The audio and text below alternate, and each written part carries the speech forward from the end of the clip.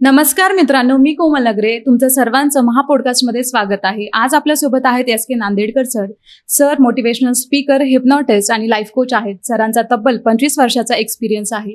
चला तर मग या पॉडकास्टची आपण सुरुवात करूया. नमस्कार सर. नमस्कार सर. आपल्या ऑडियन्सला तुमचं थोडंसं इंट्रोडक्शन द्या सर. मी संमोहन तज्ज्ञ एस के नांदेडकर. गेली 27 वर्षे संपूर्ण महाराष्ट्रामध्ये संमोहनशास्त्र, व्यक्तिमत्व विकास आणि खास करून विद्यार्थ्यांकरता स्मरणशक्ती विकास या क्षेत्रामध्ये कार्य करत असतो. जवळपास 2000हून अधिक स्टेज प्रोग्राम संमोहनशास्त्राचे आणि 600 पेक्षा आमचे जे 6 दिवसांचे वर्कशॉप असतात पर्सनॅलिटी डेव्हलपमेंट संमोहनशास्त्र याविषयीचे, संपूर्ण महाराष्ट्रात त्या कार्यशाळा पूर्ण झालेल्या आहेत. Thank you sir. सर, आपल्या मार्केटमध्ये किंवा जे क्षेत्रामध्ये आहे की हिप्नॉसिस, मॅजिक, माइंड कंट्रोल किंवा वशीकरण याला एकमेकांसोबत जोडलं जातं, तर याच्याबद्दल तुमचं काय मत आहे? संमोहन एक शास्त्र आहे कम्प्लिटली. संमोहन शास्त्राच्या बाबतीमध्ये आणि वशीकरण हे दोन्ही एकत्रितच काही मंडळींच्या विचारधारेमुळे आलेला तो भाग आहे. वशीकरण हा एक प्रकार थोतांड आहे की असं कोणाला वश केल्या जात नाही, कोणाला स्वतःच्या नियंत्रणात घेतल्या जात नाहीये. म्हणून संमोहन एक शास्त्र वैद्यकीय शास्त्राच्या दृष्टीने अतिशय उपयुक्त आहे, व्यक्तिमत्व विकासाच्या दृष्टीने अतिशय उपयुक्त आहे, व्याधी समस्या निवारणाच्या दृष्टीने अतिशय उपयुक्त असलेले हे संपूर्णपणे शास्त्र आहे. आणि वशीकरण हा हिंदुस्थानमध्येच हा एक शब्द रूढ झालेला आहे. कुणीतरी कोणाला मोहित करतं, वशित करतं, ह्या पूर्वी ज्या नावाने बदनाम झालेलं शास्त्र, पण अलीकडे अतिशय प्रगत शास्त्र म्हणून संमोहन शास्त्र समाजामध्ये प्रचलित होत आहे. एक अतिशय आनंदाची बाब आहे. आणि सर, जे काही हिप्नॉसिसमध्ये काही म्हणजे प्रोसिजर किंवा प्रोसेस आहे का, म्हणजे काही टूल्स, टेक्निक्स, एखाद्या व्यक्तीला हिप्नॉसिसमध्ये पाठवायचं आहे तर त्याच्यासाठी काही टूल्स? हो, येस. हे एक संपूर्णपणे कला आहे, हे शास्त्र आहे, हे एक तंत्र आहे. आणि मानसशास्त्राचा अभ्यास करणाऱ्या व्यक्ती संमोहनशास्त्राचं प्रशिक्षण घेऊन आपल्या कौशल्याने इतरांना संमोहित करून त्यांची उपयुक्तता त्यांच्यापर्यंत पोहोचू शकतात. सर, एक्झॅक्टली हिप्नॉसिसची काही प्रोसिजर किंवा प्रोसेस आहे का? एखाद्या व्यक्तीला हिप्नॉसिसमध्ये जर आपल्याला पाठवायचं असेल तर मग एक्झॅक्टली प्रोसिजर काय आहे? ओके, हिप्नॉसिस एक विशिष्ट प्रोसिजर आहे. विविध मार्गांचा अवलंब केला जातं की एखाद्या व्यक्तीला संमोहित करण्याकरता. पण ज्यावेळेस त्याला संमोहित केलं जातं, सूचनांच्या माध्यमातून संमोहित केलं जातं. प्रत्येक संमोहन तज्ज्ञाच्या काही विशिष्ट वैशिष्ट्ये आहेत, ते त्यांच्या आपल्या कलेने संमोहित करत असतात. संमोहित केल्यानंतर जी अवस्था प्राप्त होते ती मात्र अतिशय उपयुक्त अशी आपल्या अंतर्मनाची अवस्था असते, ज्याद्वारे आपण त्या व्यक्तीवर नियंत्रण मिळवून त्याच्या संपूर्णपणे व्यक्तिमत्वामध्ये आपल्याला बदल घडवता येतात. मानवी स्वभावांचं व्यवस्थापन करता येते. त्यामुळे सर्व क्षेत्रातील व्यक्तींना याची अतिशय उपयुक्तता आहे की ज्याद्वारे आपण आपल्या व्यक्तिमत्वामध्ये मन आणि शरीर, मेंदू आणि मन याचा एका रेषेमध्ये आपण समावेश करतो. आणि मग मनाचे नियंत्रण मिळवून पुन्हा आपण ब्रेनकडे नियंत्रित करू शकतो. म्हणून मनावरून ब्रेनपर्यंत पोहोचणारा मार्ग म्हणजे संमोहनशास्त्र आहे. सर, असे काही सर्टन बिलीफ सिस्टीम असतील किंवा मग काही टाईप्सचे बिहेवियर्स असतील, ते सुद्धा चेंज होऊ शकतात का? येस. काही गोष्टी ज्या असतात, आपल्या व्यक्तिमत्व मनाचे 2 भाग आहेत, एक बाह्य मन आणि एक अंतर्मन, एक कॉन्शियस माइंड आणि एक सबकॉन्शियस माइंड. सबकॉन्शियस माइंडवर आपलं नियंत्रण नाही, ते नियंत्रण मिळवावं लागतं. कॉन्शियस माइंडच्या माध्यमातूनच सबकॉन्शियस माइंडमध्ये काही गोष्टी जातात. जणू एखाद्या पोस्टाच्या पेटीमध्ये पत्र टाकता येते पण काढता येत नाही. सबकॉन्शियस माइंड जणू अंतर व्यक्तिमत्व ज्याला म्हणतो आपण, ते तळघराप्रमाणे आहे. त्या ठिकाणी काही गोष्टी जाऊ शकतात पण निघत नाहीत. आणि मग व्यक्तीचे तसे स्वभाव होतात. ते स्वभाव चांगले होऊ शकतात, वाईटही होऊ शकतात. तर अशा काही गोष्टी जर करता मानवी मनामध्ये गेलेल्या असतील तर त्याचं निर्मूलन करता येते. जणू ब्रेनचं प्रोग्रामिंग करता येते, ज्याद्वारे अशा ह्या बॅड मेमरीज डिलीट करता येतात. ही एक अतिशय उपयुक्तता संमोहनशास्त्राची आहे. आणि सर, जे ब्रेन प्रोग्रामिंग तुम्ही म्हटले, तर त्याच्यासाठी कसा उपयोग होऊ शकतो? म्हणजे संमोहित केलेल्या कुठल्याही व्यक्तीला त्याच्या ब्रेनमध्ये प्रोग्रामिंग करता येते. प्रोग्रामिंगचा हा उपयोग होतो की म्हटलं आताच की बॅड मेमरीज ज्या आहेत त्या रिमूव्ह करून त्या ठिकाणी त्याच्यामध्ये एक पॉझिटिव्हिटी निर्माण करता येते किंवा त्याला हवे असलेले बदल घडवता येतात. आणि विद्यार्थ्यांसाठी सर कसा उपयोग होऊ शकतो हिप्नॉसिसचा? विद्यार्थ्यांना अतिशय उपयुक्त शास्त्र आहे. त्यांच्यामध्ये असलेले न्यूनगंड, त्यांच्यामध्ये असला इन्फिरिटी कॉम्प्लेक्स, त्यांच्यामध्ये असलेली फिअर ह्या संपूर्णपणे घालवता येतात. त्यांची एकाग्रता विकसित करता येते. त्यांच्यामध्ये आवड नावड निर्माण करता येते. अंतर्मनामध्ये आपण गेल्यानंतर तिथे एखाद्या गोष्टीची आवड अथवा नावड निर्माण करता येते, असं हे उपयुक्त शास्त्र आहे, ज्याद्वारे त्यांच्या स्वभावातील दोष आपल्याला दूर करता येतात. अनेक विद्यार्थ्यांना परीक्षेची भीती असते, स्टेजवर बोलण्याची भीती असते, किंवा त्यांच्या मनामध्ये काहीतरी एक अपराधीपणाची भावना असते. काही समस्या अशा असतात की त्यांच्या सांगता येत नाहीत त्या बालपणाच्या, आणि त्यांना त्या सहनही होत नाही आहेत की आतमध्ये काय गोंधळ आहे. तर हा आपल्याला त्यातून शोधता येतो. म्हणजे थोडक्यात संमोहनाच्या माध्यमातून त्याचं आत्मपरीक्षण, निरीक्षण, संशोधन करून त्याच्यामध्ये हवे असलेले बदल घडवता येतात. हल्ली जे आपण विद्यार्थ्यांच्या बाबतीमध्ये पाहतो की कधीतरी एखादा विद्यार्थी फेल्युअरला सामना करू शकत नाही, आत्महत्या करतात. म्हणतात ना, समुद्रातील सुनामीपेक्षा आतली वादळ भयान असतात आणि ते ह्या मंडळी रोखू शकत नाहीत. आणि याला रोखण्याचं तंत्र म्हणजे संमोहन शास्त्र आहे. सर, हिप्नॉसिसचा जो यूज आहे, नोकरदार असतील किंवा गृहिणी असतील, ॲट प्रोफेशनल पर्सनल लेवलवरती कसा उपयोग होऊ शकतो? संमोहन शास्त्र सर्व स्तरातील व्यक्तींना उपयुक्त आहे, की ज्याद्वारे आपल्या ह्या क्षमता आहेत की दसपट विकसित करता येतात.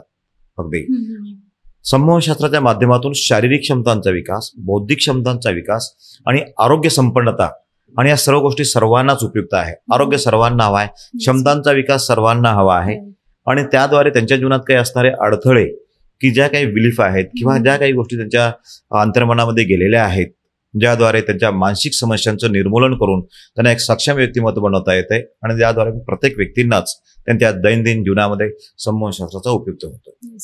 सर, फायनान्शियल ग्रोथ मला ट्रेमेंडसली पाहिजे असेल किंवा एक सर्टन अमाऊंट येते पर मंथ मला अर्न करायची असेल, तर हिप्नॉसिसचा तिथे काय उपयोग होईल? अच्छा, असे संमोहित करून कोणाला किंवा संमोहनाच्या माध्यमातून फायनान्शियल ग्रोथ की त्या पद्धतीने होत नाही की ज्या पद्धतीने लोकांमध्ये काही संकल्पना आहेत की मी संमोहन शिकून कोणाचा गैरफायदा घेईल. संमोहनाच्या माध्यमातून गैरफायदा घेता येत नाही. संमोहन प्रशिक्षणाच्या माध्यमातून आपली सक्षमता विकसित करता येते, आपल्या क्षमतांचा विकास करता येतो. ब्रेनची जी संपूर्ण क्षमता आम्ही वापरतच नाही, ज्यामध्ये अनेक आयडियाज आपल्यामध्ये दडलेल्या आहेत. म्हणतात ना, तुझं आहे तुझं पाशी परी मार्ग विसरला असे. जेव्हा ह्या व्यक्ती सक्षमतेने कार्य करायला लागतात तर त्यांच्या जीवनामध्ये त्यांची आर्थिक ग्रोथ असेल, शारीरिक क्षमतांचा विकास असेल, सर्व क्षेत्रामध्ये विकसित होतात. त्यामुळे अशा माध्यमातून आपण आपली आर्थिक उन्नती आपण साध्य करू शकतो. सेल्फ हिप्नॉसिस म्हणजे काय? ओके, सेल्फ हिप्नॉसिस ही अतिशय सुरेख पद्धत आहे, जी आपण आपल्याला सजेशन देऊन आपल्या व्यक्तिमत्वामध्ये बदल घडवू शकतो. परंतु हे सेल्फ हिप्नॉसिस करण्याच्या अगोदर आपल्याला कुठल्याही गोष्टीचं प्रशिक्षण लागते. संमोहन तज्ञाच्या माध्यमातून आपण प्रशिक्षण घेतल्यानंतर जणू एखादी आपण सायकल शिकत आहोत, कुणाच्या तरी माध्यमातून, कुणाच्या तरी सपोर्टने सायकल शिकत असतो, नंतर स्वतंत्ररित्या आपण चालवत असतो. पोहणे शिकण्यास सुद्धा आपण कुणाच्या तरी माध्यमातून पोहणे शिकत असतो आणि नंतर आपण स्वतः ते पोहत असतो. तर अशा पद्धतीने संमोहन तज्ञाच्या माध्यमातून संमोहन प्रशिक्षण घेतल्यानंतर ती व्यक्ती ती पॉवरफुल बनते की ती स्वतःला हिप्नोटाईज करू शकते आणि अंतर्मनामध्ये प्रवेश करून त्याच्या व्यक्तिमत्वामध्ये बदल घडू शकते. हिप्नॉसिस बद्दलचे गैरसमज आहे, त्याच्याबद्दल तुम्ही काय एक्सप्लेनेशन द्याल? संमोहन शास्त्राविषयी पूर्वी बरेच गैरसमज होते. जसजसं हे शास्त्र प्रचलित होत चाललेलं आहे, या शास्त्राविषयीचे गैरसमज देखील दूर होत आहेत. पूर्वी संमोहनाशास्त्राविषयी कोणी चैटूक, कोणी मोहिनी विद्या, वशीकरण अशा नावाने हे शास्त्र लोकांमध्ये गैरसमज होता.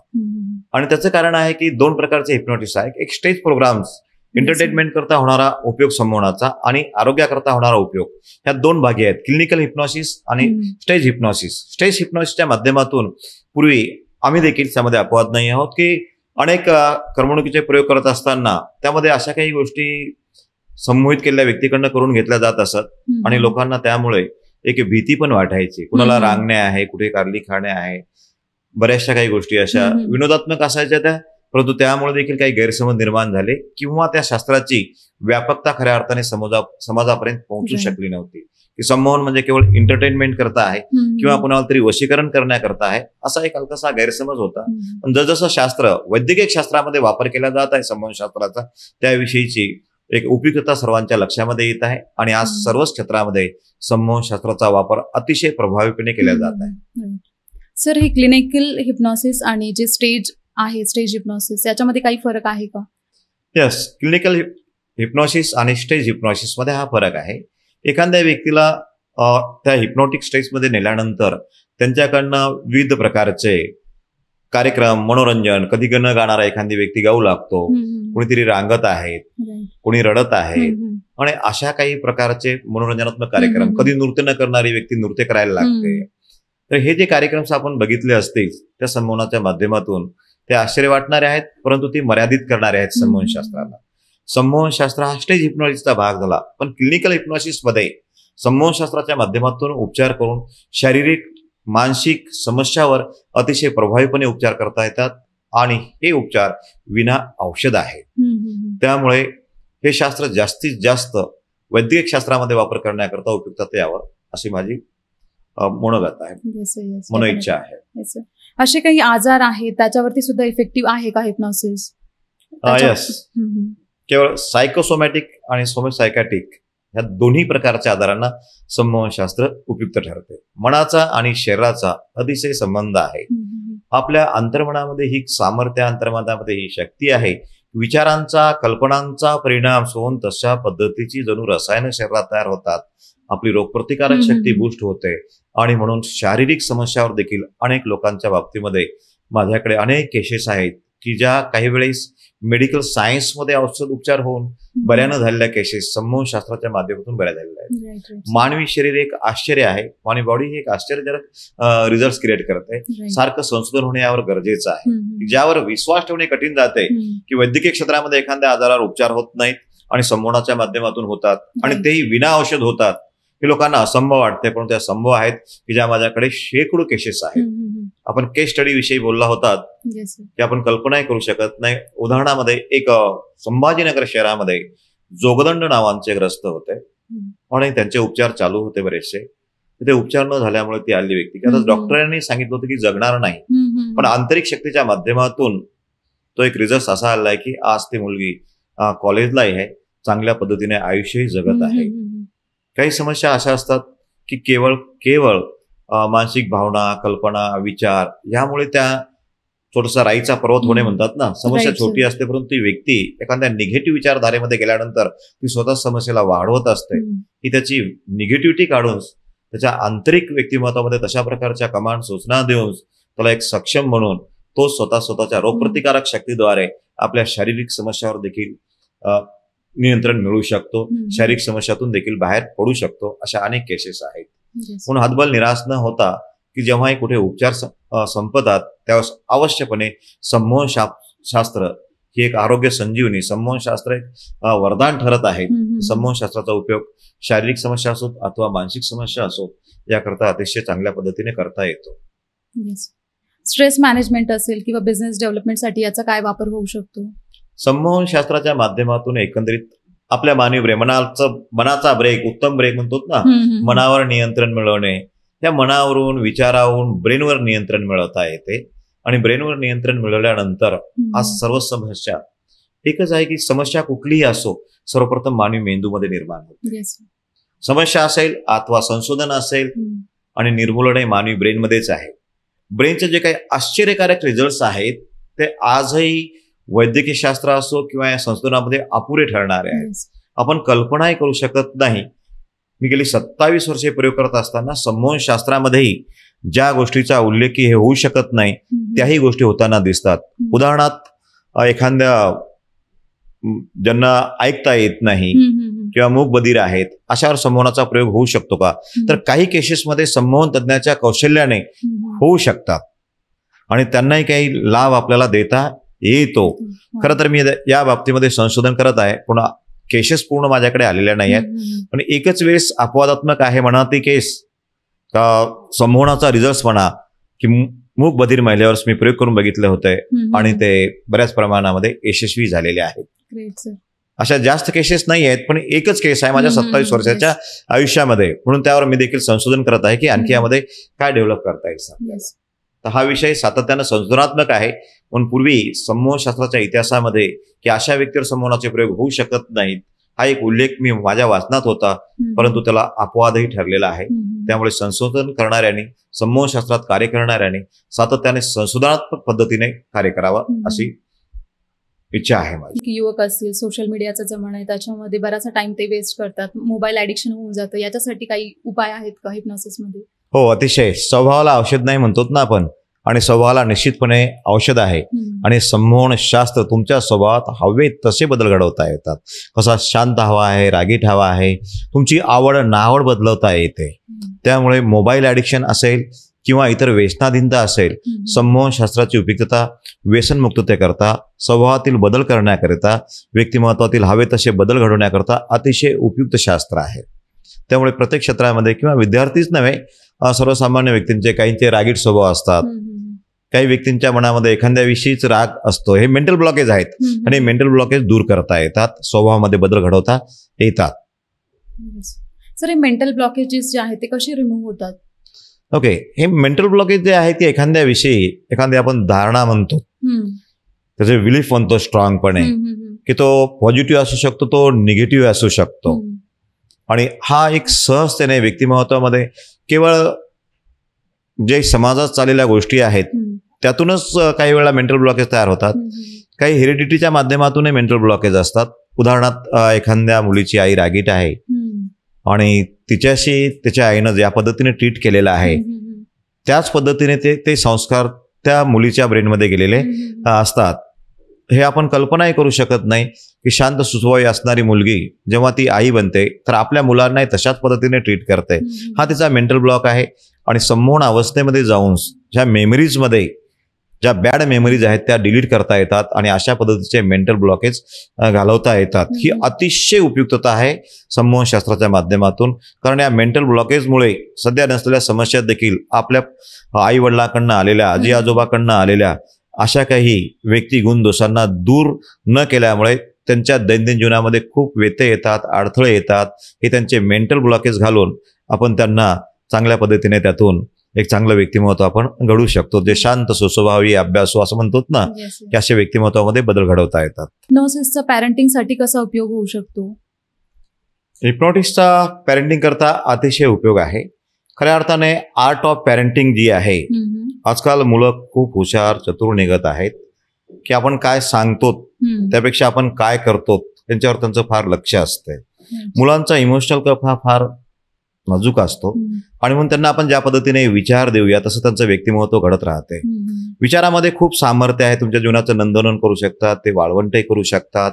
म्हणून पालकांचे बोलणे चालणे, त्यांच्याशी करणारे व्यवहार, त्यांना आपण भलत्या सलत्या गोष्टी सांगू शकत नाही की प्रॅक्टिकली त्यांना हळुवारपणे आपल्या आचरणातून हा बोध देणे अत्यंत गरजेचं असतं. आपलंच आचरण चुकीचं असेल, आपण टीव्ही पाहत असू आणि त्यांना सांगत असेल की आपण टीव्ही पाहू नका, आपण सातत्यानं मोबाईलवर असेल आणि आपण त्यांना म्हणूया की मोबाईलचे बॅड इफेक्ट त्यांना सांगू शकलो तर आपण ते ऐकणार नाहीत. ते तात्पुरतं ऐकतील, पण कृतीमध्ये मात्र त्यांच्या तुम्ही ज्या कृती करता त्यातूनच ते बोध घेत असतात. मानवी ब्रेन हा सातत्यानं प्रत्येक गोष्टीतून काही बोध घेत असतो. स्वतः त्याला एक आकलन शक्ती असल्यामुळे त्यातून काही शोध घेत असतो. आणि म्हणून ही चाणाक्ष मुलं तुमच्या सांगण्यावर भरोसा नाही करत, तर तुमच्या कृतीमधून काही उदाहरणामधून त्यांना जेव्हा पॅरेंटिंग करत असताना ही एक दक्षता घेणं गरजेचं असते की आपण सांगतोत काय आणि बोलतोत काय आणि आपण करतोत काय. विचार बदलतो, संस्कार बदलतो, संसार बदल जाएंगा म्हणतात. त्यावर एक चांगले संस्कार आई जिजाऊ असेल तरच छत्रपती शिवाजी महाराज घडत असतात. म्हणून आईची जबाबदारी आहे, वडिलांची जबाबदारी आहे. जर आपल्याला आपलं मूल घडवायचं असेल तर त्यांना हे संस्कार, खऱ्या अर्थाने आई शिक्षिका आहे, वडील शिक्षक आहेत, ते घरातून असणे गरजेचंच आहे. परंतु असं पॅरेंटिंग जर झालेलं नसेल किंवा विद्यार्थ्यामध्ये मुलामध्ये काही न्यूनगंड निर्माण झाले असतील तर त्यांचा हा पॅटर्न संमोहनशास्त्राच्या माध्यमातून बदलता येतो. काय योग्य आणि काय अयोग्य याचं एक ब्रेनमध्ये प्रोग्रामिंग करता येते. त्यामुळे विचार प्रक्रिया ही त्याच्या सबकॉन्शियस माइंडमध्ये जर दिली, जरी त्यांचं पॅरेंटिंग चुकीचं झालेलं असेल, त्या अनुषंगाने काही मुलामध्ये न्यूनगंड निर्माण झालेले असतील तर हे आपल्याला दूर करता येतात. ही संमोहनाची अतिशय उपयुक्तता आहे. पॅरेंट तर काही संमोहन करू शकत नाहीत प्रत्येक पाल्याला, मग ते संमोहन तज्ज्ञाकडेच घेऊन जावं लागत असतंय. आणि संमोहन शास्त्राच्या माध्यमातून त्याच्या व्यक्तिमत्वामध्ये ब्रेन प्रोग्रामिंग करून हवे तसे बदल घडवता येतात. म्हणजे आज आई वडिलांना अपेक्षित मूल घडवणे अवघड राहिलेलं नाही आहे. आता हे अशी शास्त्र उपलब्ध असल्या कारणाने की आपण म्हणतो की व्यक्तीच्या स्वभावाला औषध नाही तर त्याचा स्वभाव, त्याच्या वर्तणूक शैलीमध्ये बदल घडवता येतात. Right sir. आणि सर, हिप्नॉसिसची जी प्रोसेस आहे किंवा माइंड प्रोग्रामिंग झालं, ब्रेन प्रोग्रामिंग झालं, त्याच्यासाठी काय ड्युरेशन आहे? फॉर एक्झाम्पल, आपल्याला डिझायर रिझल्ट पाहिजे आहे, मग असं काही ड्युरेशन आहे का? हो, येस. खरं तर इन्स्टंट हिप्नॉटिझम हा एक भाग आहे की तुम्हाला विदिन सेकंदामध्ये हिप्नोटाईज करता येते. त्याची उपयुक्तता होत नाही, ती तेवढ्या वेळापुरती आहे. पण आपण जर अधिक एक 18 तास 20 तास अशा संमोहनाकरता जर दिले तर एक चांगल्या पद्धतीने सेल्फ हिप्नॉसिसचा भाग शिकू शकतात आणि त्यांना दीर्घकालीन उपयोगही होऊ शकते. त्यामुळे इन्स्टंट हिप्नॉटिझम हे पाहण्याकरता बघण्याकरता जरी उपयुक्त असेल तरी संमोहन शास्त्राचं प्रशिक्षण हे मिनिमम एक 18 तासाची तरी आवश्यकता आहे त्याकरता. आणि हिप्नॉसिस जर फॉर एक्झाम्पल एखाद्याला शिकायचं असेल तर त्याच्यासाठी काही गरजेचं आहे का, स्किल सेट्स म्हणा किंवा प्रीरेक्विजिट? कुठलीही गोष्ट असेल, एखादी गाडी चालू करणे आणि चालवणे यातला जो फरक आहे, चालू कोणी करू शकते वाचन किंवा एखाद्या बच्चा अभ्यास करून, पण प्रॅक्टिकली तो मार्केटमध्ये जात असताना मानसशास्त्राची स्टडी करणे अत्यंत आवश्यक आहे. हा ब्रेन रिलेटेड विषय आहे. अनुभवी संमोहन तज्ञाच्या माध्यमातून शिकणे अत्यंत आवश्यक आहे. जेव्हा आपण त्यातून काही साईड इफेक्ट नाही म्हणतो, परंतु काही साईड इफेक्ट उद्भवू शकतात, ते केवळ संमोहन तज्ज्ञ किंवा संमोहन करणारी व्यक्ती अप्रशिक्षित असेल तर कुठल्याही क्षेत्रामध्ये विना नॉलेज, त्या आधा हाकीम जान को खतरा म्हणतात ना, त्या पद्धतीने काही घटना घडत असतात किंवा शास्त्राची खरी उपयुक्तता लोकांपर्यंत पोहोचत नाही आणि मग संमोहन शास्त्राला मर्यादा येऊन जातात, शास्त्र बदनाम होतात. त्या काही अशा व्यक्तीच्या माध्यमातून बदनाम होतात की त्यातला तो तज्ज्ञ पाहिजे, त्याचा अभ्यास करणारा हवा आहे, स्टडी करणाऱ्या व्यक्तीकडूनच ते संमोहन शिकायला हवं आहे. आणि काय काय साईड इफेक्ट होऊ शकतात त्या थ्रू? असं साईड इफेक्ट संमोहनाचे केवळ संमोहन कर्त्यामुळे आहेत, संमोहन शास्त्रामध्ये दोष नाहीये. विषय कधीही कुठलाही चुकीचा नसतो. गणित हा विषय आपण जर घेतला तर गणित शिकणारा किंवा शिकवणारा यामध्ये दोष असतात, त्या सब्जेक्टमध्ये दोष नसतात. पण संमोहन शास्त्र अतिशय निष्णात, अतिशय उपयुक्त शास्त्र आहे. पण शास्त्राला दोष देणे मुळीच अवघड आहे.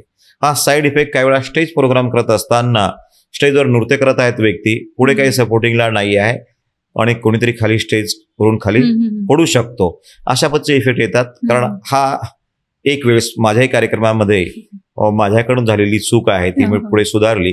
स्टेज प्रोग्रामच्या वेळेस एक व्यक्ती नृत्य करता करता स्टेजवरून खाली कोसळली. गणिमत मला माहित नाही, मी कल्पना करू शकत नाही. इलेक्ट्रिकचा फॅनच होता, त्यावर ती व्यक्ती कोसळली. लाईट पण संपूर्ण हॉलमधील गेली, परंतु त्या व्यक्तीला कुठल्याही प्रकारचा त्रास झाला नाही. मी असं म्हणू शकत नाही की संमोहनाच्या माध्यमातून शॉक लागणार नाही, पण शॉक वगैरे काही लागला नाही. आता एक लकीली ठरलाय, परंतु अशा प्रकारचे साईड इफेक्ट होतात. संमोहन स्टेज प्रोग्राम करणाऱ्याने याची दक्षता घ्यायला हवी आहे. बाकी शास्त्र म्हणून संमोहन शास्त्राचा कुठलाही साईड इफेक्ट नाही, अगदी खात्रीपूर्ण आणि 27 वर्षाच्या अनुभवातून सांगू इच्छितो. लव्ह आणि रिलेशनशिप मध्ये हिप्नॉसिसचा कसा उपयोग होऊ शकतो? एकंदरीत आपण रिलेशन या विषयावर बोलूया. लव्ह अँड रिलेशनशिप खरं तर अनेक वेळा आपण पाहतो, हा एक खूप मोठा विषय आहे आणि घटस्फोटाचे प्रमाण होत आहे. राग हा त्यातला फॅक्टर सर्वात महत्वाचा आहे. किंवा राग कसा निर्माण होतो? राग हा आतून डेव्हलप होतो. राग आणि प्रेम, सुरुवातीला प्रेम असतं, नंतर कधीतरी कुठल्या तरी गोष्टीवरून एखाद्या त्याचे रूपांतर रागामध्ये देखील होते. की जी व्यक्ती आज म्हणते की मी हिच्याशिवाय राहू शकत नाही, नंतर त्याचंच वाक्य ऐकायला भेटते की मी तिच्यासोबत राहू शकत नाही. प्रेम हे मुलातील आई वडिलातील आणि मुलामध्ये देखील काही वेळेला अशा रागाची भावना निर्माण होते. त्याचं कारण असं असू शकते की लहानपणापासूनच आपण मुलांना, आर्ट ऑफ पॅरेंटिंग आपण आता विषय घेतला ना, की लहानपणापासूनच एखाद्या मुलांना आपण रागावतो, परंतु ते लहान मूल त्याला हे माहीत नाही की माझे पालक आहेत, हे माझे वडील आहे, ही माझी आई आहे, त्यांचं ते कर्तव्यच आहे. त्या बालमनाला काही समजत नाही आणि बालमनामध्ये आई वडिलांविषयीच काही वेळेस रागाची भावना निर्माण होते की माझे जणू काही शत्रू नंबर 1 आहेत. आई वडील असताना लहान बाळ ज्या पद्धतीने आई वडिलांकडून संस्कारित होते त्याच्यामध्ये देखील काही न्यूनगंड निर्माण होतात. काही वेळेला आई वडील ज्या पद्धतीने त्याला ट्रीट करतात, कधी मारलं तर तो बालमन असते, त्या बालमनामध्ये राग जातो आणि अशा रागाचा संचय झाला तर आपण हल्ली अशा बऱ्याचशा गोष्टी पाहतो की मुलं आई वडिलांचं ऐकत नाही, त्यांचं प्रेम सोडून त्याच्यामध्ये त्याच आई वडिलांविषयी द्वेष निर्माण झालेला आहे. राग द्वेष या भावनांचं व्यवस्थापन संमोहनाच्या माध्यमातून करता येते आणि म्हणजे ज्या व्यक्तीचे स्वभाव जुळत नाही ते स्वभाव असे जुळवता येतात. व्यक्ती कोणी दोषी नाहीये, व्यक्तीमध्ये काही दोष अशा अनेक घटनांच्या कारणामुळे निर्माण होत असतात. लहानपणापासून असो किंवा लग्न झाल्यानंतर असो, जे लग्नापूर्वी एकमेकाविषयी प्रेम असतं, प्रेमविवाह होतात आणि तेच आपण पाहतो की आज घटस्फोट होतात. तर ते प्रेम राहिलं नसते. प्रेम जेव्हा असते तेव्हा म्हणतो ना आपण, ती देण असते आणि एकदा लग्न झालं की मग लेनदेन असते की मी कोणाकरता काय केलं, कोणी माझ्याकरता काय केलं, आणि असं कम्पॅरिझन करत करत काही वेळा द्वेष निर्माण होतात, कटुताच्या भावना निर्माण होतात आणि हा मेंटल ब्लॉक तयार झाल्यानंतर त्या व्यक्तीला बघितलं की त्या व्यक्तीविषयी त्या व्यक्तीला राग येतो. आपण बघितलं की काही वेळेस पती पत्नीचे संघर्ष भोजनाच्या वेळेस होतात, कुठेतरी बाहेर जाण्याच्या प्रसंगीच होत असतात. असे प्रासंगिक प्रश्न निर्माण होतात. त्यामध्ये एखादी घटना अशी घडते की एक कपल कुठेतरी गार्डनला गेलेला आहे आणि त्यांचा तिथे वाद झाला. पुन्हा जेव्हा त्याच प्रसंगी त्यांना असा प्रसंग येतो, गार्डनला जायचं म्हटलं की पत्नी म्हणते की नका, आपले तिथे वाद होतात. असे मेंटल ब्लॉकेज तयार होतात आणि त्यांच्या रिलेशनमध्ये अशी बाधा निर्माण होते आणि ही लिमिट नाही आहे, किती प्रमाणामध्ये वाढू शकते ते. असे मेंटल ब्लॉकेज काढून त्यांचे रिलेशन अतिशय सुरळीत करता येतात. अशा अनेक केसेसना ज्यामध्ये प्रेम आहे परंतु त्यांचा नाईलाज आहे की प्रेम व्यक्त होत नाही आणि राग जो मेंटली त्यांच्यामध्ये आलेला आहे तो मेंटल ब्लॉक त्यांना काही त्यातून बाहेर पडू देत नाही. पुन्हा वारंवारचे त्यांचे संघर्ष निर्माण होतात आणि घटस्फोटापर्यंत जातात. म्हणजे इच्छा असूनही कळतंय पण वळत नाही, अशा म्हणीला हद्दपार करता येते आणि रिलेशनमध्ये सुधारणा करता येतात. म्हटलं की व्यक्ती कोणी दोषी नाही, व्यक्तीमध्ये काही दोष असतात आणि हे दोष काढता येतात आणि दोषांचं निर्मूलन करून प्रेम स्नेह संबंध त्यांचे विकसित करता येतात आणि सुखी संसाराकरता प्रवर्त करता येते. किंवा पालक आणि मुलं यामध्ये हल्ली हा प्रकार खूप पाहतो की मुलं ऐकतच नाही आहेत. तर मुलांचा दोष नाही आहे की लहानपणापासून त्यांच्या ब्रेनमध्ये काही ना काही नकारात्मकता गेलेली आहे. ही निगेटिव्हिटी काढून त्यांच्यामध्ये एक चांगली समज देता येते, संस्कार करता येतात आणि जसं आपण पेराल तसं उगवते म्हणतो ना, अंतर्मनी एक सुपीक जमीन आहे आणि सुपीक जमीन जे काही पेराल ते उगवते. तर चांगले संस्कार, चांगले विचार, त्यांचं एक चांगलं पॅरेंटिंग या पद्धतीने रिलेशनमध्ये आपल्याला सुधारणा करता येतात.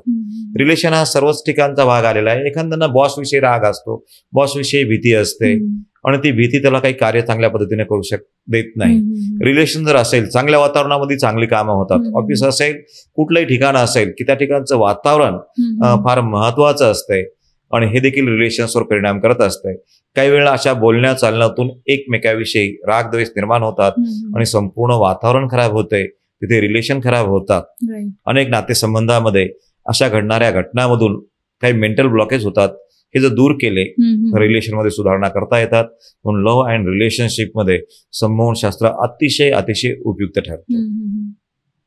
आजकालचं जे युग आहे कॉम्पिटिशनचं युग आहे आणि बरेचसे युवक आत्महत्या करतात, स्ट्रेस, अँझायटी या गोष्टींनी ते त्रस्त आहेत. तर मग हे जर आपल्याला डील करायचं असेल तर हिप्नॉसिस म्हणजे कसा फायदा होऊ शकतो हिप्नॉसिसचा?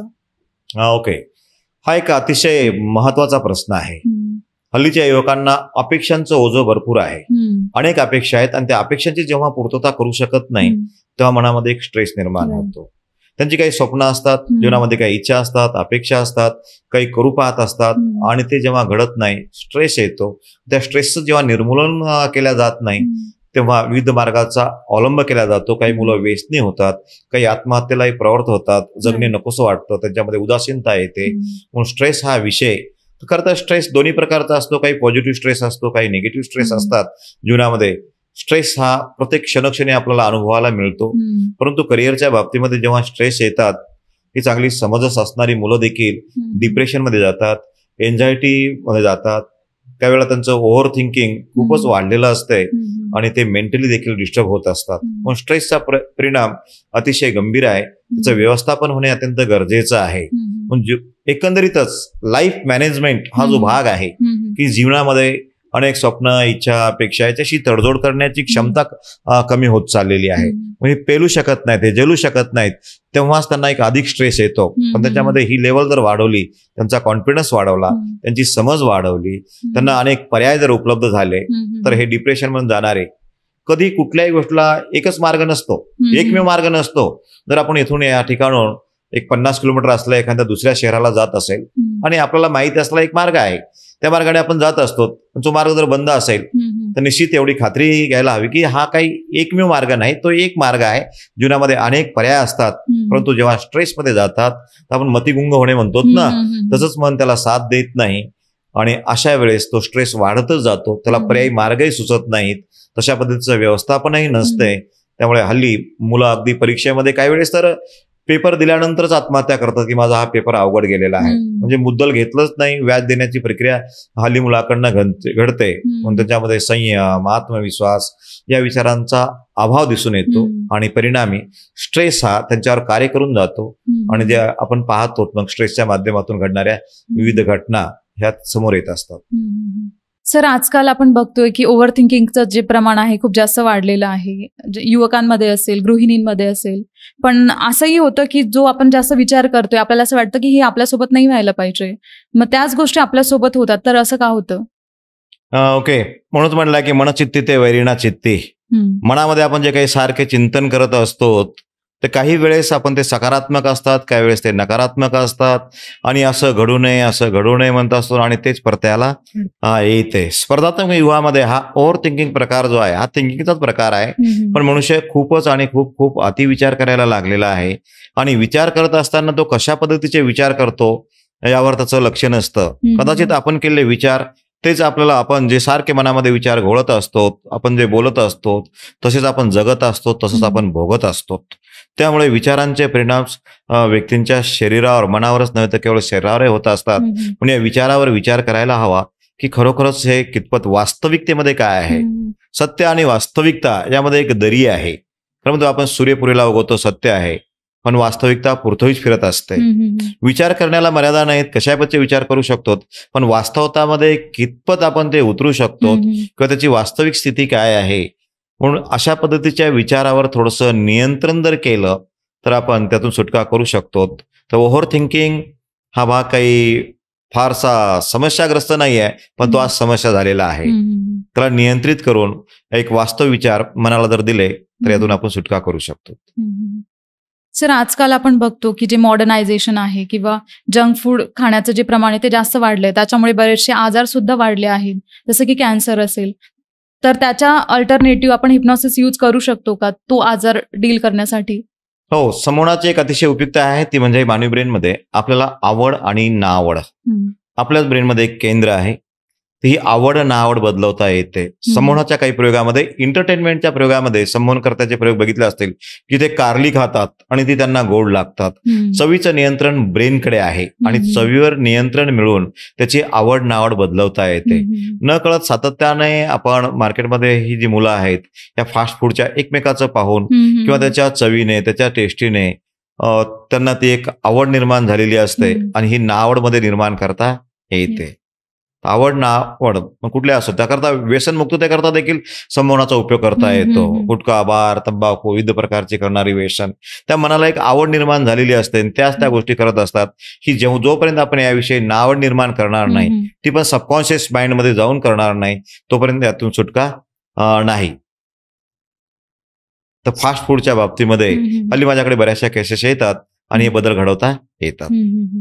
सर, पण बऱ्याच वेळेस असंही होतं की जे ॲडिक्शन आहे खूप जास्त इंटेन्सिटी खूप जास्त असते आणि ती जी सवय आहे त्यांना ती मे बी खूप जास्त वर्षापासून असते, 15-20 वर्षापासून. तर मग हा जो ड्युरेशन आहे, त्यांनी जी सवय त्याच्यामुळे लागलेली आहे, तर मग त्याच्यासाठी हेल्प होती का हिप्नोसिस? हो, अंधार किती वर्षाचा असो, एखाद्या रूममध्ये, एखाद्या खोलीमध्ये वर्षानुवर्षाचा अंधार आहे, तिथे प्रकाश करण्याकरता किती वेळ लागेल? कदाचित एक संमोहनाची एक प्रयोग देखील अशा बाबतीतून बाहेर पडण्याकरता उपयुक्त ठरू शकतो. त्याच्या खोल गुहेत गेलेला आहे तो, परंतु संमोहनशास्त्र अंतर्मनामध्ये जाऊन हे प्रोग्रामिंग करता येतात. त्यामुळे किती वर्षाची जरी समस्या असेल तर ती आपला तात्काळ यातून बाहेर पडता येते. सर, आता जर मला हिप्नॉसिस शिकायचं असेल तर त्याची काय प्रोसेस आहे? संमोहन प्रशिक्षणाकरता पहिली तर गोष्ट आपली इच्छा हवी आहे. त्यानंतर ट्रेनिंगच्या माध्यमातून, ट्रेन युअर ब्रेन म्हणतो ना, तर एखाद्या हिप्नॉटिस्टच्या माध्यमातून तुम्हाला संमोहन शिकता येते. कुठलाही प्रवास आहे, जो अगोदर पूर्वी कोणी स्विमर असेल, स्विमिंग करणारा, तर त्याच्या सहकार्याने, त्याच्या सपोर्टने, त्याच्या मार्गदर्शनाखाली आपण संमोहन कुठलीही व्यक्ती शिकू शकते. पण मार्गदर्शनाव्यतिरिक्त किंवा अनुभवी तज्ज्ञाच्या व्यतिरिक्त संमोहन हे असंभव आहे, अशक्य आहे. काही वेळा भास भ्रम होतात. एखाद्या पुस्तकांचं वाचन करून मी संमोहित झालेलो आहे. संमोहन शास्त्र प्रॅक्टिकली त्याचे आपण जोपर्यंत रिझल्ट पाहत नाही किंवा त्या परीक्षेच्या त्याच्यातून पास होत नाही तोपर्यंत संमोहित झालात किंवा नाही झालात हा भ्रम देखील ठरू शकतो. म्हणून निष्णात संमोहन तज्ञाच्या माध्यमातून तुम्ही संमोहन शिकू शकता. सर, आपण जे बघतो युट्यूबवरती जे ऍड्स असतील की 3-4 दिवसामध्ये तुम्ही हिप्नॉसिस शिकू शकता, हे पॉसिबल आहे का खरं? संमोहन खूप मोठा विषय आहे. 3-4 दिवस हे खूप अपूर्ण आहेत. पण त्या प्रमाणामध्ये काही ना काही प्रमाणामध्ये आता ज्याची त्याची व्यापकता आहे. तुम्ही 4 दिवसामध्ये संमोहन शिकाल, तुम्हाला हे माहित नाही की तो विषय किती गहन आहे, किती मोठा आहे. त्यामुळे तुम्हाला तुमच्या दृष्टीने विचार जर केला तर की हा मी संमोहन शिकलेले आहे, मी सेल्फ हिप्नोटिझम शिकला आहे असं तुम्हाला वाटतं. परंतु त्याला अधिक वेळ देणे, जेव्हा अधिक वेळ द्याल तर अधिक परफेक्शन येतील आणि खऱ्या अर्थाने संमोहन शास्त्र येईल. ऑनलाईनच्या माध्यमातून देखील काही संमोहन प्रयोग होतात, पण त्या मर्यादित आहेत त्या गोष्टी. अमर्याद एक विशाल हे शास्त्र ते प्रॅक्टिकली संमोहन तज्ञाच्या आणि ऑफलाईनच शिकायला हवा आहे की तेव्हा खऱ्या अर्थाने. अन्यथा शास्त्र बदनाम होत चालले आहेत. संमोहनाचे प्रॅक्टिकल बघितल्यानंतर शारीरिक क्षमता, एक महिला असे हात पकडलेले आहेत, 4-4 व्यक्ती सोडत आहेत तरी हात सुटत नाही. त्या शारीरिक क्षमता ऑनलाईन आपल्याला पाहता येणार नाहीत. कुणी कारली खातायत, गोड लागतायत, विदाऊट अनेस्थेसिया ऑपरेशनही करता येतात. असे जे प्रॅक्टिकली प्रयोग पाहतो ते ऑनलाईन कधीच येत नाहीत. त्यामुळे ते विश्वासार्हता शास्त्र गमावून बसेल. संमोहन शास्त्राची खूप उपयुक्तता आहे. शारीरिक समस्या असतील, मानसिक समस्या असेल, अनेक क्षेत्रामध्ये त्याची उपयुक्तता आहे. महान शास्त्र आहे. मेडिकली त्याचा उपयोग व्हायला हवा आहे. केवळ ध्यान करण्यासारखी एखादी स्थिती म्हणजे संमोहन नव्हे. संमोहन आणि ध्यानामध्ये देखील भरपूर फरक आहे. सर, असे काही व्हिडिओ सुद्धा व्हायरल झाले होते की विदाऊट अॅनेस्थेशिया सुद्धा ऑपरेशन होत आहे, तर हे एक्झॅक्टली कसं पॉसिबल आहे? एक तर कुठलीही प्रक्रिया, मेडिसिनची जी ही प्रक्रिया आहे ती ब्रेनवर कार्य करते. मी म्हणेल की आजार पण कुठले असो, औषधे आपण पोटात घेत असतो, पोटातून ब्रेनकडे, ब्रेनकडून बॉडीकडे. उदाहरणार्थ निद्रानाश, झोपेची गोळी घेणारी व्यक्ती अगोदर टॅब्स पिल्सच्या पोटात घेते, पोटातून ब्रेनकडे, ब्रेनकडून बॉडीकडे. हे डायरेक्टली ब्रेन टू बॉडी आहे. ब्रेनवर नियंत्रण मिळाल्यानंतर बॉडीवर नियंत्रण मिळवता येते आणि संमोहनाच्या माध्यमातून विदाऊट अनेस्थेसिया ऑपरेशन करता येतात. डॉक्टर एस्टेल यांनी कलकत्ता येथे बऱ्याचशा अशा पद्धतीच्या अनेस्थेसियाच्या पूर्वी संमोहनाचा वापर करून ऑपरेशन केलेले आहेत. म्हणून वेदना निवारणाकरता संमोहन शास्त्र हा विषय अतिशय उपयुक्त ठरणार आहे. त्या वेदना असतील, मग तुमच्या कुठल्याही शरीर भाजलं, खरचटलं, मार लागला, या वेदनावरील नियंत्रण मिळवता येते. आणि संमोहनाच्या माध्यमातून अगदी गुडघादुखीपासून, कंबरदुखीपासून, मायग्रेन पासून वेदनेवरचं कंट्रोल या माध्यमातून मिळवता येते. त्यामुळे अनेस्थेसिया एक उपयोग झाला, तो ऑपरेशन करता फारसा हल्ली दिसत नाहीये. एखाद्याचा दाढ दुखत आहे, दंतवैद्यक शास्त्रामध्ये संमोहनाचा उपयोग अतिशय चांगल्या पद्धतीने होऊ शकतो. लोकल अनेस्थेसियाप्रमाणे त्याला अनेस्थेटिक करून आपल्याला एखाद्याची दाढ काढता येते. अनेस्थेसियाचे उपयोग आहेत काही प्रमाणामध्ये. अनेस्थेसिया जर आपल्याला देण्याची गरज असेल तर त्या ठिकाणी आपण लोकल अनेस्थेसिया देतो. पण या छोट्या छोट्या गोष्टीमध्ये वेदना विरहित ऑपरेशन्स करण्याकरता संमोहनाचा वापर करता येतो. त्याहीपेक्षा मी सर्वात महत्वाचं म्हणेल की हल्लीच्या ज्या रोजच्या समस्या आहेत, मायग्रेन सारख्या, अंगदुखीसारख्या, गुडघेदुखीसारख्या, या वेदनावर आपल्याला तात्काळ नियंत्रण मिळून रिलीफ मिळवता येते आणि पेन किलरचे जे साईड इफेक्ट आहेत आपल्या शरीरावर होणार आहे हे टाळता येतात. राईट सर, फॉर एक्झाम्पल जर मला जास्त ग्रोथ हवी असेल, सक्सेस हवं असेल, नेम फेम हवं असेल, तर हिप्नॉसिसचा मी कसा उपयोग करू शकते? कुठलाही सक्सेस हे क्षमतावर अवलंबून असते. आपल्या क्षमतांचा विकास जर केला आपण तर निश्चितपणे कुठल्याही क्षेत्र असो त्याला मानवी क्षमता कमी पडत असतात. त्याकरता संमोहनाचा उपयोग करता येतो. कारण संमोहन शास्त्राच्या माध्यमातून शारीरिक क्षमतांचा विकास करता येतो, मानसिक क्षमतांचा विकास करता येतो, बौद्धिक क्षमतांचा विकास करता येतो. आपण एक तर आपल्या व्यक्तिमत्वाचे जे 2 भाग आहेत, व्यक्त व्यक्तिमत्व आणि अव्यक्त व्यक्तिमत्व. अव्यक्त व्यक्तिमत्व हे व्यक्त व्यक्तिमत्वाच्या अतिशय 10 पटीने अधिक शक्तिशाली आहे. मग शारीरिक क्षमतांचा विकास आपण संमोहन शास्त्राच्या माध्यमातून पाहतो. त्याच माध्यमातून बौद्धिक क्षमतांचा विकास होतो आणि तुमच्या ब्रेनमध्ये येणारी एखादी आयडिया देखील तुम्हाला विकसित करू शकते. व्यक्तींचा एक प्रभावशाली व्यक्तिमत्व सफलतेकरता हवं असतं आणि ते व्यक्तिमत्व घडवण्याकरता संमोहन शास्त्र उपयुक्त ठरवत आहे. त्यांचे कम्युनिकेशन असेल, त्यांची स्टेज डेअरिंग असेल, त्याच्यातील फिर असेल घालून प्रत्येक क्षेत्रामध्ये आपण यश प्राप्त करण्याकरता संमोहन शास्त्राचा उपयोग करू शकतो. म्हणून असफलतेकडून सफलतेकडे नेणारा राजमार्ग म्हणजे संमोहन शास्त्र म्हणता येईल. सर, आजकाल आपण बघतो की युट्यूबवरती बरेचसे व्हिडिओज लॉ ऑफ अट्रॅक्शन झालं किंवा अफर्मेशन्सचे जे खूप जास्त फेमस आहेत, तर हिप्नॉसिस आणि याच्यामध्ये काही रिलेशन आहे का? लॉ ऑफ अट्रॅक्शन्स खरं तर तोपर्यंत सक्सेस होत नाही आहे की आपण जे विचार कल्पना वगैरे करत असतो जोपर्यंत ते अंतर्मनात जात नाहीत. आपण एखादं सॅटेलाइट श्रीहरिकोटाहूनच प्रक्षेपित करत असतो. तर तशा पद्धतीने संमोहनाच्या अवस्थेत जाऊन अंतर्मनाच्या अवस्थेत जाऊन केलेल्या विचारांचा परिणाम थोडा दूरवर पोहोचू शकतो. आपण बरेच वेळा पाहतो की दोन मित्र एकाच वेळेस एकच गाणं बोलतात, म्हणजे आपले ब्लूटूथ आहे. आपण स्वतःमध्ये केलेल्या विचार कल्पना इतरांच्या मनापर्यंत पोहोचू शकतात. लॉ ऑफ अट्रॅक्शन्स हे सगळ्यांनाच अट्रॅक्शन ठरलेला विषय आहे, पण कुठलेही कर्म विना फल नाही आहे. ती एक चांगली पॉझिटिव्हिटी निर्माण करते, विचारांची दिशा बदलते आणि अशा अनुषंगाने काही गोष्टी आपल्याला दिसून येतात, त्याचं सक्सेस दिसून येते. तर त्याचा वापर करायला वेगळ्या अर्थाने करणे गरजेचं आहे की कर्म न करता काही फळ मिळेल ही अपेक्षा चुकीची ठरणारी आहे. जर मला कंटिन्युअसली पॉझिटिव्हिटी मेंटेन करायची किंवा पॉझिटिव्ह थिंकिंग करायची आहे तर संमोहन शास्त्राचं त्याचं कसं हेल्प होऊ शकतं? हो, निश्चित. ब्रेनमध्ये प्रोग्रामिंग करता येते, हवं तसं व्यक्तिमत्व घडवता येते. सकारात्मक विचारधारा सबकॉन्शियस माइंड मध्ये जर प्रोग्रामिंग केली तर पहा एवढे नियंत्रण मिळवतात की मी संमोहन करता जे विचार त्याच्या सबकॉन्शियस माइंड मध्ये पाठवतो त्याचनुसार ती व्यक्ती क्रिया करायला लागते. आणि अशा पद्धतीचे विचार तुम्ही ब्रेनमध्ये सातत्यानं देऊन त्याचा माइंडसेट पूर्णपणे चेंज करू शकता, जेणेकरून ती व्यक्ती त्याच्या मनात न कळत येणाऱ्या नकारात्मक विचारावर मात करून एक सकारात्मकता जीवनामध्ये निर्माण करू शकते. सर, बऱ्याचशा घटना आपल्या लाईफमध्ये अशा होतात की आपल्याला खूप जास्त वाईट वाटतं किंवा आपल्याला असं वाटतं की आपण हे करू नाही शकत, किंवा मग हे एक सेंटेन्स येतं, I am not good enough, जे आपण बघतो. तर मग हे जर आपल्याला डील करायचं असेल तर हिप्नॉसिसचा कसा वापर होऊ शकतो?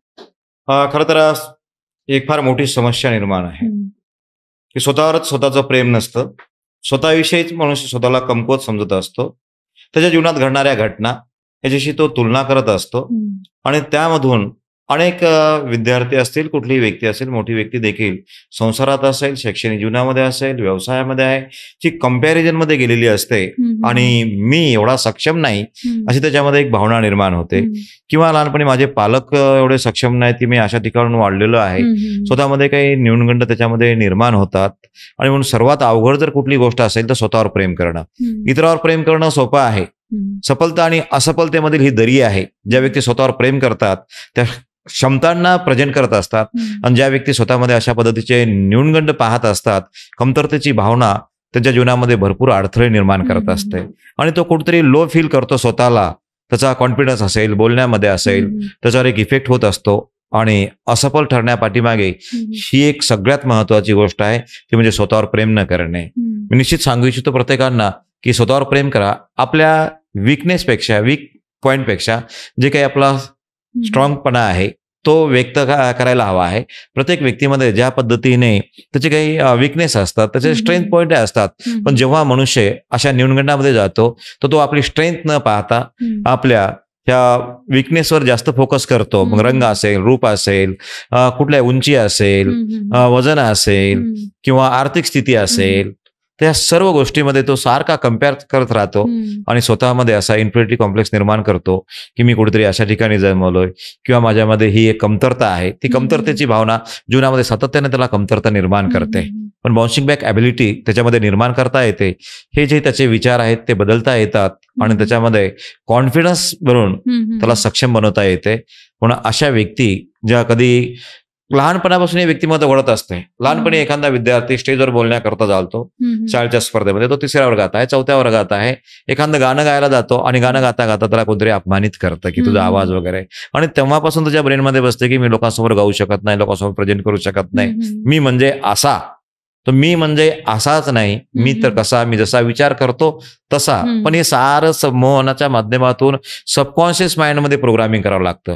विचार वरच्या स्तरावर नाही, कारण ते आत खोल गुहेत त्याच्यामध्ये तो न्यूनगंड बसलेला आहे आणि हा न्यूनगंड संमोहनशास्त्र उपचार पद्धतीच्या माध्यमातून दूर करता येतो. सर, हिप्नॉसिसमुळे आपण पास्ट लाईफ देखील बघू शकतो का, असं बरेच लोक म्हणतात? अच्छा, हा सर्वत्र विचारला जाणारा प्रश्न, पास्ट लाईफ. खरं तर आपल्याला हा जन्म सुंदर करणे, उपयुक्त करणे अतिशय उपयोगाचं आहे. संमोहनशास्त्राच्या माध्यमातून काही स्टेज प्रोग्राम मध्ये आपण बघितलं असाल, एज रिग्रेशन्स ही अतिशय महान देणगी संमोहनाची आहे. मग त्याच्या ज्या लिमिटेशन्स आहेत की आपण अगदी एक वर्ष मागे जाऊ शकतो. 30 वर्ष वयाची व्यक्ती 29, 28, 27, 4 वर्षापर्यंत असं मागे जातो आणि त्या घटनांचं आत्मपरीक्षा निरीक्षण संशोधन घेता येते की त्याच्या आयुष्यामध्ये कधी काय घडलेलं आहे. कारण हे प्रॅक्टिकली आपण सांगू शकतो, त्याचा इतिहास आपल्याकडे असतो. पण पास्ट लाईफ रिग्रेशन्स की भूतकाळामध्ये तो कोण होता, काय होता, सत्य आणि वास्तविकतेमध्ये खूप फरक आहे. मी देखील 27 वर्षामध्ये कधी असे प्रयोग केलेले नाही आहेत की त्याला मागच्या जन्मात नेलो, तो उत्तर देतो घेऊन गेल्यानंतर, पण ते वास्तव सत्य आहे किंवा माहीत नाहीये. ती मनाची एक भ्रमित अवस्था मी असं म्हणेल.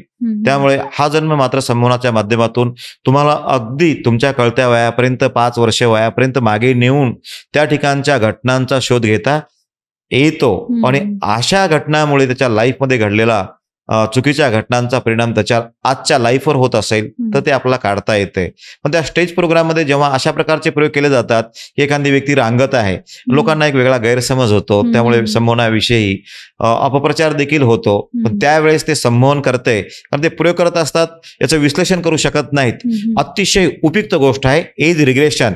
1 वर्षे पाठीमागे जाऊन त्याच्या जीवनातील घटना आपल्याला शोध घेता येतो. हल्ली म्हणतात की नार्को टेस्ट, पण असा उल्लेख केल्यामुळे काय वेळा प्रॉब्लेम आला की नार्को टेस्टमुळे माझ्यातील काही गोष्टी बाहेर काढून व्यक्त केल्या जातात का? कुठलाही संमोहन तज्ज्ञ हे तज्ज्ञ असतात आणि अशा प्रकारे तुमच्या जीवनातील काही चुकीच्या घटना असतील तर त्यातून तुम्हाला बाहेर काढणे हाच एकमेव उद्देश असतो.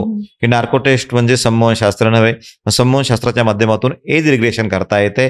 पास्ट लाईफ हा जो भाग आहे तो थोडासा बाजूला जर केला तर हे संमोहनशास्त्र अतिशय उपयुक्त आहे. त्याविषयी मी सायन्सक आहे. ते मनाचे भ्रम असू शकतात, प्रयोग केलेले आहेत, प्रयोग करता येतात, पण वास्तविकता आणि सत्य यामध्ये एक तफावत आढळून येते. सर, आपण हिप्नॉसिसला लाईफ ट्रान्सफॉर्मेशन टूल म्हणून बघू शकतो का? हो, कम्प्लिटली लाईफ ट्रान्सफॉर्मेशन टूल्स म्हणून याचा वापर होणे गरजेचं आहे. इतर बाबतीतून आपण लाईफ ट्रान्सफॉर्मेशन म्हणतो, पण ते कम्प्लिटली होत नाही. संमोहनशास्त्र एकमेव आहे की आतून आणि बाहेरून ट्रान्सफॉर्मेशन होणं गरजेचं आहे. बाह्य व्यक्तिमत्वावर आपण प्रबोधनाच्या माध्यमातून लाईफ ट्रान्सफॉर्मेशन करू शकतो, पण त्याच्या आतमध्ये असलेल्या सुप्त कलागुणांचा विकास करू शकत नाही. अनेक व्यक्तींच्या आतमध्ये भरपूर सुप्त कलागुण असतात. एखादा गायक असतो, त्यामध्ये बऱ्याचशा आयडिया कल्पना वगैरे असतात. पण आतून आणि बाहेरून एक व्यक्तिमत्व आणि एक अव्यक्त व्यक्तिमत्व, ह्या कोमल ज्या दिसणाऱ्या आहेत, ज्या 10% आहेत, पण 90% आतमध्ये आहेत. आणि आतमध्ये जाण्याचा मार्ग म्हणजे आंतरव्यक्तिमत्वामध्ये जाण्याचा मार्ग, सबकॉन्शियस माइंडमध्ये जाण्याचा मार्ग, तर त्या सुप्त अवस्थेत असलेल्या कलागुण, त्याच्या संपूर्ण क्षमतांचा वापर करण्याचा मार्ग म्हणजे संमोहनशास्त्र आहे. मग संमोहनशास्त्र एकमेव सध्या तरी स्थितीमध्ये लाईफ ट्रान्सफॉर्मेशन करता अतिशय उपयुक्त शास्त्र आहे. कारण हवे तसे बदल या माध्यमातून घडवता येतात. हवं तसं व्यक्तिमत्व, तुम्हाला कसं व्यक्तिमत्व आहे, एक निर्व्यसनी व्यक्तिमत्व आहे, एक सकारात्मक व्यक्तिमत्व आहे, एक आत्मविश्वासपूर्ण व्यक्तिमत्व आहे, संपूर्ण क्षमतेचं व्यक्तिमत्व आहे, शारीरिक आणि मानसिक बौद्धिक क्षमता अतिशय उच्च स्तरावर आपल्याला नेता येतात. म्हणून संमोहनशास्त्र लाईफ ट्रान्सफॉर्मेशन करता आपल्याला अतिशय उपयुक्त आहे. नव्हे एवढंच म्हणेल की केवळ संमोहनशास्त्र संपूर्णपणे कम्प्लिटली लाईफ ट्रान्सफॉर्मेशन करण्याकरता उपयुक्त शास्त्र आहे. आर्थिक दृष्ट्या देखील सक्षम होते, श्रीमंत होते. म्हणून आर्थिक सक्षमता प्राप्त करण्याकरता, श्रीमंती प्राप्त करण्याकरता मानसिक स्थिती उत्तम असणे गरजेचं आहे. शारीरिक क्षमता अधिक चांगल्या प्रमाणात असणे गरजेचं आहे. शारीरिक क्षमता, मानसिक क्षमता, त्यातूनच विकसित होणाऱ्या बौद्धिक क्षमता या निश्चितच श्रीमंतीकडे नेत असतात. त्यामुळे संमोहनाच्या माध्यमातून श्रीमंतीकडे हा एक चांगला राजमार्ग आहे संमोहनशास्त्र. आणि बऱ्याचशा काही गोष्टी आहेत ज्यामुळे आपण इतरांना आकर्षित करू शकतो आपल्या विचारधारेतून आणि आपण श्रीमंत बनू शकतो. पण संमोहनशास्त्र आरोग्यच नव्हे, शारीरिक आणि श्रीमंतीकडे नेणारा एक राजमार्ग आहे. सर, एखादा व्यक्ती कर्जामध्ये कंटिन्युअसली अडकलेला असतो, याचं रिझन काय असू शकतं? परिस्थिती किंवा जी प्रोग्रामिंग झाली माइंडची, तर मग एक्झॅक्टली रिझन काय असू शकतं? एक वेळेस एखादी व्यक्ती कर्जाच्या विळख्यात जेव्हा अडकते, ती अडकलेली व्यक्ती सातत्याने त्याच्या मनात होणारे विचाराचे गोंधळ त्यांना आणखीनच गर्तेत नेत असतात. त्यामुळे त्यातून बाहेर पडण्याचे मार्ग सुचण्याऐवजी त्याच्यामध्ये की मी कर्जामध्ये आहे आणि सातत्यानं तोच विचार असतो की आता यातून मी बाहेर पडू शकत नाही. म्हणून ती व्यक्ती केवळ मनातील गोंधळामुळे, म्हणून त्याची परिस्थिती पेक्षा त्याची मनस्थिती जी बिघडलेली असते तर त्याला सूचक काही त्याच्यामध्ये येत नाही, की यातून बाहेर पडण्याचे मार्गही तो विचार करत नाही. फक्त तो सातत्यानं कर्जाचा विचार करत असतो आणि सातत्यानं जो विचार करत असतो त्या विचारामध्ये जे व्यक्ती वावरत असते तशी ती जगत असते आणि भोगत असते. मी पूर्वी देखील उत्तर दिलेलं आहे. म्हणून मनस्थिती बदलणे गरजेचं आहे. मनस्थिती बदलून ही व्यक्ती या कर्जातून मुक्त होण्याचे अनेक मार्ग असतात, पण त्याला ते कुठलेही मार्ग सुचत नसतात. पर्यायी कर्जाच्या विळख्यामध्ये अनेकांच्या आत्महत्या होताना पाहत असतो आणि म्हणून कर्जाच्या चक्रामध्ये, या चक्रव्यूहामध्ये अटकलेली व्यक्ती, सोल्युशन बरेचसे असतात. समस्या कुठली असो, मी एक निश्चित सांगू इच्छितो, ज्या कर्जाच्या विळख्यात व्यक्ती आहेत, लाख समस्या असू द्या, जगात अशी फॅक्टरी नाही जी केवळ लॉकच बनवते, चाबी पण बनवत असते. पण आपण चाबीचा शोध घेत नाही, केवळ ती मनातील स्थिती त्याची बिघडल्यामुळे. पण मनस्थिती जर उत्तम असेल तर या सर्व स्थितीतून बाहेर पडता येते. म्हणून कर्जात विळखलेल्या व्यक्तींना ही मनस्थिती उत्तम निर्माण करण्याकरता संमोहनशास्त्र अतिशय उपयुक्त ठरू शकते. पर्यायाने त्याच्याकडे बरेचसे मार्ग असतात, पण त्याला त्यावेळी ते सुचलेले नसतात आणि म्हणून कर्जाच्या विळख्यामध्ये ती सातत्यानं वावरत असताना आपल्याला दिसून येते. सर, ही जी माइंडची किंवा ब्रेनची प्रोग्रामिंग झालेली आहे की मी पैसे जास्त कमवू शकत नाही किंवा माझ्याकडे पैसा टिकत नाही, तर हे जर आपल्याला चेंज करायचे, बिलीफ सिस्टीम जर चेंज करायची आहे, तर याच्यासाठी आपण हिप्नॉसिसचा कसा वापर करू शकतो? एखाद्या वेळेस एखादा विचार सबकॉन्शियस माइंडमध्ये, अंतर्मनामध्ये गेला, तो सातत्यानं तो बाहेर पटलावर येऊन तो तेच कार्य करत असतो. कुठल्याही प्रकारचा असो. एखादी व्यक्ती स्टेजवर बोलताना, आपण मोठमोठ्या व्यक्ती पाहतो, सर्व काही गोष्टी करू शकतात पण ते स्टेजवर बोलू शकत नाहीत, किंवा एखाद्या प्रसंगीच त्या गोंधळून जात असतात. विद्यार्थी पाहतो आपण, परीक्षा म्हणलं की ते बाहेर आल्यावर सांगतात की या प्रश्नाचं उत्तर हे होतं. त्याच्या अंतर्मनामध्ये बसलेली ती भीती, त्याचा जो झाला तो माइंडसेट, हा पूर्णपणे अंतर्मनात जाऊनच तो चेंज करावा लागतो. तो बाह्य भागातून होत नाही. त्याची बिलीफ सिस्टीम जी ही झालेली आहे, निगेटिव्ह झालेली आहे, ती पॉझिटिव्ह आपल्याला संमोहनाच्या माध्यमातून करता येते आणि त्या व्यक्तिमत्वामध्ये अशा पद्धतीचे बदल आपल्याला घडवता येतात. सर, या क्षेत्रामध्ये तुम्हाला 27 वर्षाचा अनुभव आहे, तर या क्षेत्राची आवड आणि कधी आणि कशी निर्माण झाली? या क्षेत्राविषयी खरं तर मी मानसशास्त्राचा अभ्यास करत असताना doctor अँटन Mesmer, doctor Sigmund fried यांच्याही बऱ्याचशा पुस्तकांचं वाचन केलं आणि या शास्त्रामध्ये मला असं वाटलं की एखाद्या वेळेस दूध घेतलं तर दही, ताक, चक्का, लोणी साऱ्याच गोष्टी प्राप्त होतात. तर माझा एक मोठा होता की making the difference in others life. माझ्यामुळे इतरांच्या जीवनामध्ये मी काय परावर्तन करू शकतो, काय परावर्तित करू शकतो, काय बदल करू शकतो, मी इतरांना काय देऊ शकतो. तर जेव्हा या संमोहनशास्त्राविषयी मी संपूर्णपणे अध्ययन केलं, किंवा मी म्हटलं की Anton Mesmer, doctor Sigmund Freud, doctor James Braid यांच्याही काही पुस्तकांचं मानसशास्त्राबरोबर अभ्यास केल्यानंतर संमोहनशास्त्र मला अतिशय उपयुक्त वाटलं की याद्वारे आपण त्यांच्या शारीरिक क्षमतांचा विकास करू शकतो, याद्वारे त्यांच्यामध्ये आपण लिडरशिप डेव्हलप करू शकतो, यानुसार त्यांचे स्वभाव आपण बदलू शकतो, यानुसार त्यांच्या मानसिक क्षमतांचा आपण विकास करू शकतो. आणि हे असं शास्त्र सर्वांगीण व्यक्तिमत्व विकासाकरिता, म्हणजे त्यांच्या व्याधी निवारण असेल, त्यांची सक्षमता निर्माण करणे असेल, किंवा त्यांच्यामध्ये लिडरशिप डेव्हलपमेंट करणे असेल, या अनुषंगाने या शास्त्राकडे मी आकर्षित झालो. कारण मला माहिती आहे की आपण इतरांना लिडरशिप जर दिली तर ती व्यक्ती समाजामध्ये चांगल्या पद्धतीने कार्य करू शकते. एक व्यक्ती काही करू शकत नाही, पण एका व्यक्तीने निर्माण केलेल्या व्यक्ती समाजामध्ये एक चांगली पॉझिटिव्हिटी निर्माण करू शकतात. कारण मी तेच माझं जीवनाचं उद्देश आहे. मी जाता जाता होईल नेता, सर्व बसतील मी माझ्या भोवती, मीच असेल शांत कटा, वाजत गाजत निघेल यात्रा, असनात मी बसेन, पाठीमागे राहीन जत्रा, गुन्हे गातील, फुलही वाहतील, सारेच करतील माझ्यावर ममता.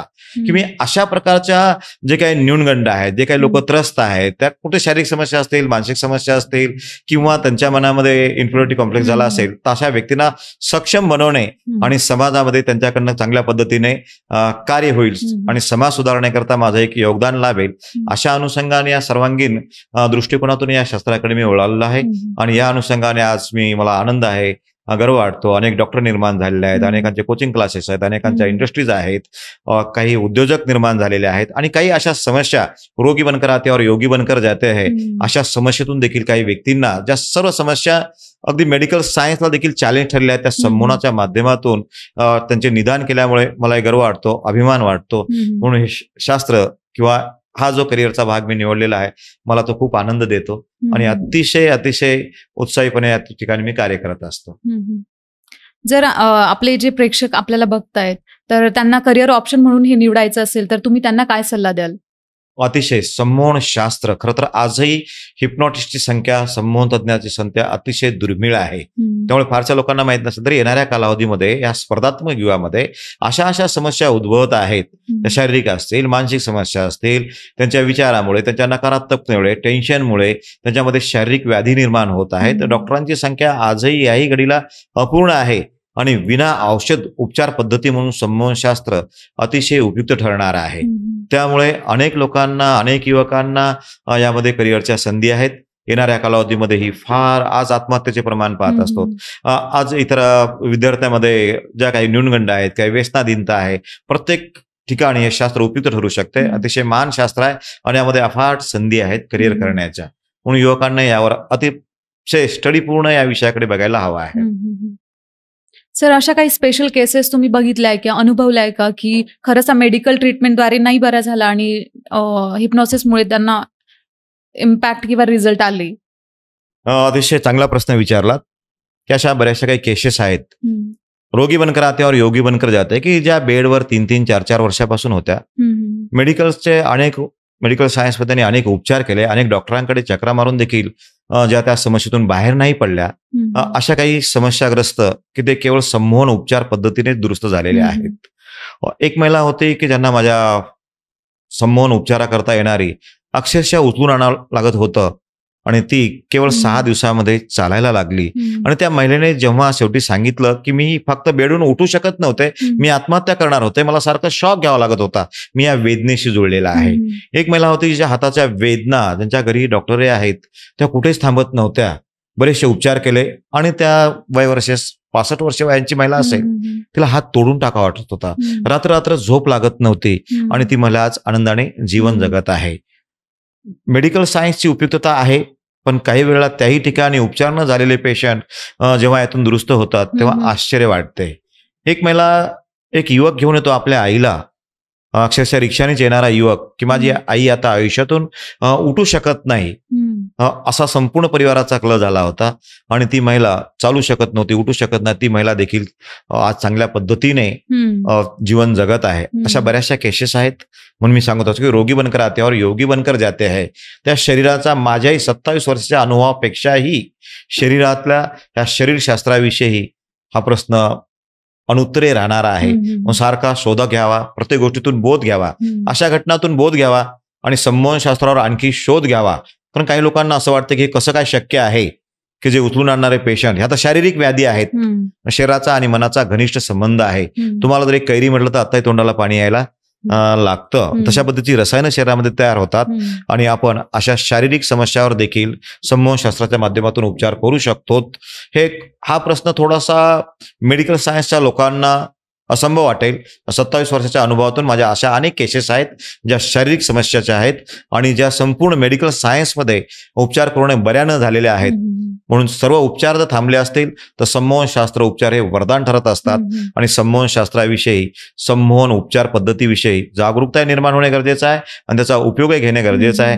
कारण ही विदाऊट मेडिसिन आहे, विना औषध या ठिकाणी लोक बरे होतात ते आपल्या आंतरिक शक्तीद्वारे.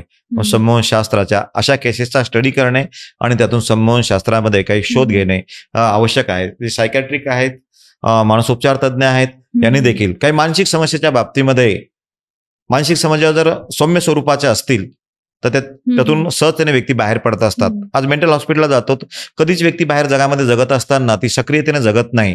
पण संमोहन उपचार पद्धतीने जी निष्क्रिय होणारी व्यक्ती आहे ती कायमस्वरूपी सक्रियतेने जीवन जगू शकते. आणि मग संमोहन उपचार हे मेंटल जे आहेत, मेंटल डिसऑर्डरच्या काही व्यक्ती आहेत, त्यांच्या जर सौम्य प्रमाणात असतील तर संमोहनशास्त्राचा उपयोग करून या मानसिक समस्येतून लोकांना मुक्तता मिळवता येते. अशा प्रकारच्या समस्या जर तुम्ही फेस करत असाल तर तुम्ही सरांना नक्की संपर्क साधू शकता. निश्चितच जीवनामध्ये समस्या आहे, कारण आहे आणि निवारण देखील आहे. काही समस्या तर अशा असतात की ज्या सांगता येत नाहीत आणि सहनही होत नाही आहेत. प्रत्येक गोष्टीला एक कारण असते. परिणाम आणि किंमत खूप मोजावी लागते. आपण बरेच वेळा म्हणतो की थोडं अगोदर समजलं असतं, मी बरंच काही केलं असतं. जेव्हा संकेत येतात तेव्हा वेळीच अशा प्रकारचे उपचार घेऊन, समस्या कुठली असो, प्रत्येक समस्येला उत्तर असते आणि त्रस्त व्यक्ती मस्त होऊ शकतात, संपर्क करू शकतात. सर, तुम्ही महापॉडकास्टला भेट दिली, तुमचे एक्सपिरियन्स आम्हाला जाणून घ्यायला भेटले आणि बऱ्याचशा केस स्टडीज तुम्ही आम्हाला सांगितल्या, बऱ्याचशा गोष्टी आम्ही नवीन शिकलो. त्यासाठी तुमचे मनपूर्वक आभार सर. धन्यवाद कोमल.